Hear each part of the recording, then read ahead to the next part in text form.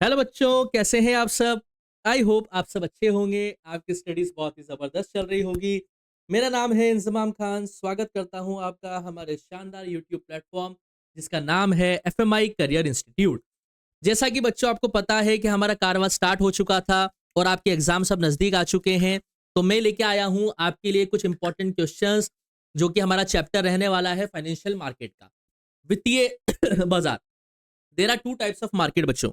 दो तरीके के मार्केट होते हैं बेटा। एक होता है आपका मनी मार्केट और एक होता है आपका कैपिटल मार्केट। मनी मार्केट जिसकी रेगुलेटरी बॉडी आरबीआई होती है, रिजर्व बैंक ऑफ इंडिया, जिसका हेडक्वार्टर मुंबई में सिचुएटेड है। और एक होता है हमारा कैपिटल मार्केट जिसकी आपकी रेगुलेटरी बॉडी होती है SEBI, that means securities and exchange board of India, जिसका स्टेब्लिशमेंट 1988 में हुआ था और 1990 में से कॉन्स्टिट्यूशनल स्टेटस दिया गया था ताकि कैपिटल मार्केट के अंदर जो भी काम हो रहा है उसके ऊपर नजर रखी जा सके। तो कैपिटल मार्केट की जो रेगुलेटरी बॉडी है उसे हम सेबी के नाम से जानते हैं। SEBI stands for securities and exchange board of India which is situated in Mumbai. तो मनी मार्केट का हेडक्वार्टर भी मुंबई में है और कैपिटल मार्केट का भी हेडक्वार्टर मुंबई में है। कैपिटल मार्केट जो है वो हमारा फाइनेंशियल मार्केट भी कहलाता है और कैपिटल मार्केट को हम दो पार्ट्स में डिवाइड करते हैं। First one is primary market and the second one is secondary market. Primary market जो होता है उसमें बीच में कोई मीडिएटर नहीं होता है, डायरेक्टली कंपनीज अपनी इक्विटीज को इन्वेस्टर्स के साथ सेल करती है। वहीं पर ही सेकेंडरी मार्केट के अंदर देयर इज अ मीडिएटर और we can say that there is a broker between the company and the investors. जैसे कि हमारे स्टॉक एक्सचेंज मार्केट होते हैं, जैसे कि बॉम्बे स्टॉक एक्सचेंज या फिर आपका एनएससी नेशनल स्टॉक एक्सचेंज या फिर आईटीसीयूआई। गेटिंग माय पॉइंट, जिसमें हम ऑनलाइन क्या करते हैं ट्रांजेक्शन्स करते हैं। तो फाइनेंशियल मार्केट के कुछ इंपॉर्टेंट क्वेश्चंस मैं आपके साथ डिस्कस करूंगा जो प्रीवियस ईयर में आ चुके हैं और इन्हीं को हम डिटेल में पढ़ने की कोशिश करेंगे और देखेंगे कि किस किस तरीके के एग्जाम के अंदर सवाल बनते हैं। चलिए बच्चों, पहला क्वेश्चन देखिए। Distinguish between money market and capital market. What is the difference between money market and capital market on the basis of participants, on the basis of instruments, on the basis of duration, safety, liquidity and expected return. In basis के आधार पर हमें money market और capital market के बीच में difference create करना है। अगर हम पार्टिसिपेंट्स के बारे में बात करें तो मनी मार्केट के जो पार्टिसिपेंट्स होते हैं वो होते हैं हमारे RBI, reserve bank of India, commercial banks, हमारे फाइनेंशियल इंस्टीट्यूशन जैसे कि कोऑपरेटिव्स वगैरह और साथ के साथ acceptance houses. Whereas in capital markets participants कौन कौन होते हैं, जैसे डेवलपमेंट बैंक्स हो गए हमारे बेटा, कमर्शियल बैंक्स इसके अंदर आ जाते हैं, स्टॉक एक्सचेंज आ गए हमारे जैसे बॉम्बे स्टॉक एक्सचेंज है या नेशनल स्टॉक एक्सचेंज है, और अंडर राइटर्स भी आ जाते हैं। इंस्ट्रूमेंट के बेसिस पर बात करें तो मनी मार्केट में टी बिल्स आते हैं, T bills means treasury bills, commercial papers आते हैं बेटा, सर्टिफिकेट ऑफ डिपॉजिट्स आते हैं और कॉल मनी आते हैं। इनके बारे में एक डिटेल्ड वीडियो में लेके आऊंगा आपके लिए फ्यूचर में कि टी बिल्स क्या होते हैं, कमर्शियल पेपर्स क्या होते हैं, सर्टिफिकेट ऑफ डिपॉजिट्स क्या होते हैं और कॉल मनी क्या होता है। और वहीं पर ही कैपिटल मार्केट की अगर हम बात करें तो शेयर्स होते हैं, डिबेंचर्स, डिबेंचर जो लॉन्ग टर्म के लिए लोन लिया जाता है मार्केट से, बॉन्ड जो शॉर्ट टर्म के लिए लिए जाते हैं। डिबेंचर्स और बॉन्ड्स एक ही होते हैं वैसे तो, लेकिन debentures for long term and the shares for bonds for the short term. Public deposits होते हैं बेटा और रिटेन्ड अर्निंग होती है जो एक कंपनी के जरिए अपनी अर्निंग को रिटेन करके रख लिया जाता है। ड्यूरेशन, मनी मार्केट की जो ड्यूरेशन होती है बेटा वो शॉर्ट टर्म होती है, लगभग लगभग 1 साल के लिए, और कैपिटल मार्केट की जो ड्यूरेशन होती है वो लॉन्ग टर्म होती है, यानी कि 1 साल से ज्यादा टाइम पीरियड के लिए।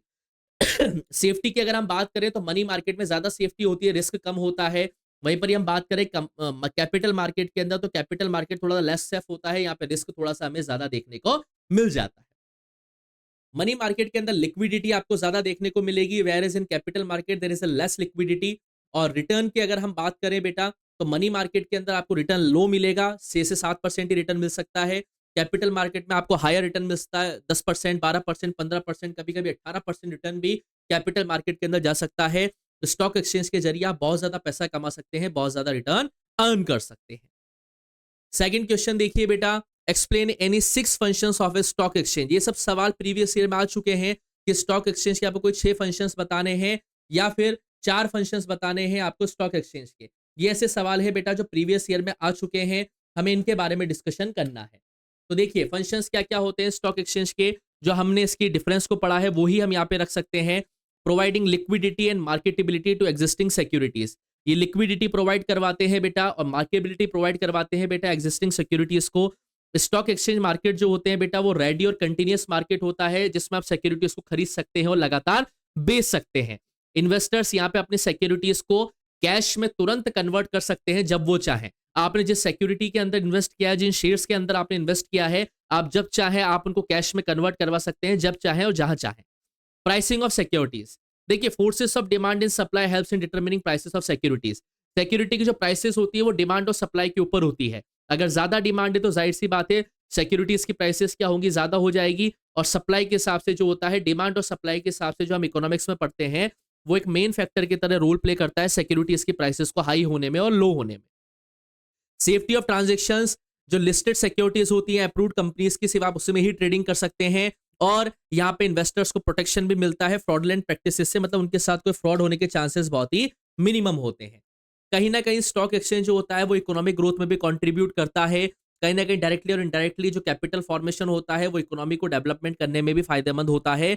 और इक्विटी की कल्ट को भी ये स्प्रेड करता है बेटा, एनकरेज करता है पीपल को कि वो ज्यादा से ज्यादा इन्वेस्ट करें ओनरशिप सिक्योरिटीज के अंदर, और प्रमोट करता है wider share ownership among the public. Getting my point? So these are the functions which is performed by the stock exchange market. ये एक अच्छा इंपॉर्टेंट क्वेश्चन है, लॉन्ग आंसर्स में आता है। What are the functions performed by the SEBI, securities and exchange board of India, या हमें role बताना है सेबी का इन्वेस्टर प्रोटेक्शन के अंदर। What is the role? तो क्या होता है सेबी का भैया? सबसे पहले ये अनफेयर ट्रेड प्रैक्टिसेस और फ्रॉडुलेंट को कम करता है। मैनिपुलेशन जो किया जाता है इनसाइडर ट्रेडिंग के जरिए प्राइसेस में शेयर्स के साथ, उनको ये प्रिवेंट करता है बेटा। इनसाइडर ट्रेडिंग को पूरी तरीके से रोकता है। जो इंटरनल ट्रेडिंग जो हर्षद मेहता अपने टाइम पे 1992 में करता था, कभी टाइम मिले तो हर्षद मेहता स्कैम के बारे में पढ़ना, या फिर आप उसकी वेब सीरीज को भी वॉच कर सकते हैं। अमेजोन पे आपको मिल जाएगी Harshad Mehta web series scam 1992। Insider trading के जरिए ही हर्षद मेहता ने बहुत ज्यादा पैसा कमाया था। आप उसको भी देख सकते हैं ताकि आपको नॉलेज मिलेगा कि सेबी का फॉर्मेशन भी उस रीजन को ध्यान में रखते हुए किया गया था। ठीक है। एजुकेशन और ट्रेनिंग प्रोवाइड करवाता है बेटा, अवेयरनेस प्रोग्राम्स देती है सेबी इन्वेस्टर्स के लिए कि किस तरीके से उन्हें इन्वेस्ट करना चाहिए, और साथ के साथ लगातार मार्केट की एक्टिविटीज की इंफॉर्मेशन को पब्लिश करता है, टेक ओवर्स को रेगुलेट करता है, और इन्वेस्टर्स जो होते हैं ड्यूरिंग टेक ओवर्स उनको भी प्रोटेक्ट करने का काम करता है सेबी। रजिस्ट्रेशन करवाता है मार्केट इंटरमीडिएटरीज का। अगर आपको रजिस्ट्रेशन करवाना है, स्टॉक ब्रोकर हैं अगर आप, या मर्चेंट बैंकर्स हैं आप, या पोर्टफोलियो मैनेजर हैं, तो आपको सेबी के अंदर अपना रजिस्ट्रेशन करवाना पड़ेगा। क्वालिफाइड पर्सन जो होते हैं वो ही ऑपरेट करें इस मार्केट के अंदर, ये चीज भी इंश्योर करता है आपका सेबी। म्यूचुअल फंड्स का रजिस्ट्रेशन करवाता है, जिसे हम एसआईपी के नाम से भी जानते हैं, सिस्टमेटिक इन्वेस्टमेंट प्लानिंग, जिसमें हम सभी एक जगह पे पैसा जमा कराते हैं और हमारे ब्याह पे कोई दूसरा पैसा उसको सही जगह पर इन्वेस्ट करता है, ताकि उसे टाइम टू टाइम क्या मिलता रहे बेटा, पैसा मिलता रहे। Getting my point? आगे देखिए, डेवलपमेंट फंक्शंस, फेयर प्रैक्टिसेस को प्रमोट करता है, कोड ऑफ कंडक्ट इशू करता है, कुछ रूल्स एंड रेगुलेशंस हैं जो बनाए गए हैं सेबी के जरिए, वो हर एक स्टॉक एक्सचेंज मार्केट को फॉलो करने पड़ते हैं। और इन्वेस्टर्स के एजुकेशन पर, प्रोटेक्शन पे भी मास लेवल पे काम करता है बेटा हमारा कौन? SEBI. Distinguish between primary market and secondary market, मोटा मोटा ध्यान रख लो बेटा प्राइमरी और सेकेंडरी मार्केट का। तो प्राइमरी मार्केट के बीच में कोई भी मीडिएटर नहीं होता है, यहां पर ओपन सेल होती है between the companies and the investors. यहां पर बीच में मीडिएटर कोई भी नहीं होता है। whereas in secondary market there is a mediator, or we can say that between there is a broker between the company and the investors। यहाँ पे ब्रोकर होता है बेटा इन्वेस्टर के बीच में और कंपनी के बीच में। तो याद रखना सेकेंडरी मार्केट जिसके अंदर एक मीडिएटर होता है, मीडिएटर के जरिए सिक्योरिटीज या शेयर्स को सेल किया जाता है। वहीं पर ही प्राइमरी मार्केट के अंदर बिना किसी मीडिएटर के शेयर्स को या सिक्योरिटीज को एक जगह से दूसरी जगह पर सेल किया जाता है। प्राइमरी मार्केट की कोई फिक्स्ड ज्योग्राफिकल लोकेशन नहीं होती है, लेकिन सिक्योरिटी मार्केट या सेकेंडरी मार्केट की एक फिक्स्ड लोकेशन होती है। हाँ। हम्म। हाँ बताओ, जल्दी बताओ, बोलो 15-20 मिनट। क्या बात है? खाना खा लिया? खाना खा लिया? ठीक है। हम्म।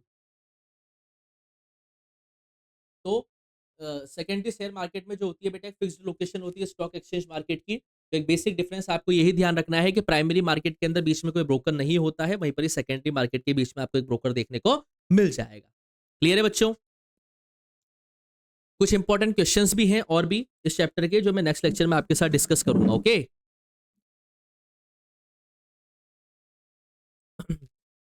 हाँ बेटा, देखिए नेक्स्ट वीडियो में क्या है, रेगुलर बेसिस पर आपके लिए लेक्चर्स लेके आएंगे, इंपॉर्टेंट क्वेश्चन डिस्कस करेंगे, पीवाईक्यूज डिस्कस करेंगे कि क्या क्या सवाल बनते हैं एग्जाम के अंदर, और वो आपके लिए बहुत ही इंपॉर्टेंट होंगे, मील का पत्थर साबित होंगे, जिसमें आपको आइडिया लगेगा कैसे कैसे सवाल वालों को अप्रोच करना है।